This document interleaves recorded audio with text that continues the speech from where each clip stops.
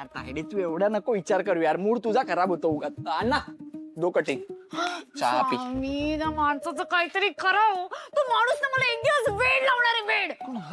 नाही मग तू माझ्या आयुष्यात. तू त्याला कधी बघितलंस हसताना? त्याने स्वतःला तरी बघितलं असेल का हसताना आरशात? कधी कोणाशी प्रेमाने बोलत नाही. ऑफिस मधले सगळे स्टाफ्स आणि कलिंगला ना कैदी समजतो तो, जेलर कुठला.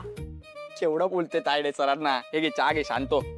आणि असं काय नाही सर म्हणजे काय एकदम असे नाहीत की त्यांना आतमध्ये फिलिंग्सच नाही वगैरे. सरांकडे पण फिलिंग्स आहेत ग, फक्त ते काय करतात त्यांच्या लॅपटॉपच्या ते एक्सेल शीट असते ना त्याच्यामध्ये ठेवून देतात फिलिंग्स. ते अशा ओपन मध्ये नसतात, फोल्डर मध्ये ठेवलेल्या असतात. म्हणून दिसत. घे घे तू त्यांचीच बाजू घे. अरे हे गौतम सर गुड मॉर्निंग. हाय, आमच्या घरून पातोळ्या गाऊन आलेत. कशा होत्या पातोळ्या? काय रे, काय झालं? शरू, मी ना लाईफ मध्ये एवढा हेल्पलेस कधीच झालो नव्हतो. There was a man at your place. काय त्यांचं नाव? मंचेकर हा, का? एक्झॅक्टली तेच. ते आशूसाठी स्थळ घेऊन आले होते. काय? उद्या हा घरच्यांच्या बोलण्यात आला आणि म्हणाला की आसावरी आमच्या घरात शोभून दिसत नाही आणि दिली पाठवून त्यांनी तिला. मग काय करणार तुम्ही?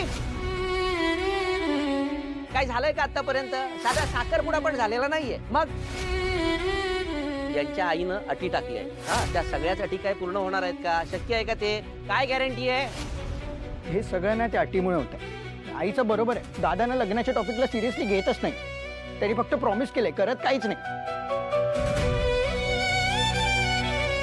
मला ना कळत नाही की दादाच्या मनात नक्की सुरू काय.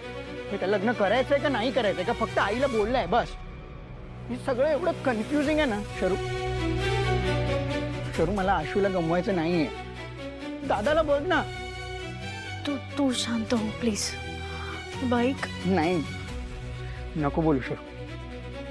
मी आज ना खूप ऐकलंय, झालंय माझं. अरे बिचारे गौतम सर. बघितलंस ना मॅक, तर शायनरने काहीच केलं नाही ना तर आशुताई आणि गौतमचं लग्न नाही होणार. आणि मी ना तेजस्विनी काकींना ओळखते, त्या त्यांची अट मागे घेणारच नाही. खरं तर मला कधी कधी वाटतं की त्या ना हे सगळं मुद्दाम करतायत. कळतच नाहीये मला काय करू. हे नको मला चहा.